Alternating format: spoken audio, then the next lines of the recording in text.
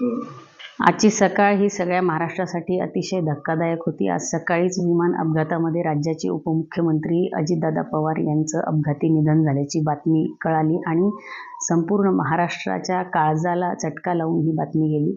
महाराष्ट्राचे लोकनेते, राज्याचे उपमुख्यमंत्री आणि अनेक मंत्रिपदं भूषवणारे अजितदादा पवार यांचं अपघाती दुर्दैवी असं निधन होणं ही खूप मोठी दुर्दैवी घटना आहे। त्यांच्या जाण्याने राज्याची खूप मोठी हानी झालेली आहे।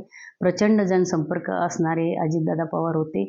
प्रशासनावर प्रचंड त्यांची कमांड होती आणि सातत्याने महाराष्ट्राच्या हितासाठी त्यांनी राजकारण केलं।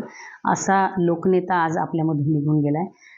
एका राजकीय पर्वाचा अंत अजितदादांच्या जाण्याने झालाय। आज शिवसेना उद्धव बाळासाहेब ठाकरे परिवाराच्या वतीने मी दिवंगत अजितदादा पवार यांना जड अंतकरणाने श्रद्धांजली अर्पण करते।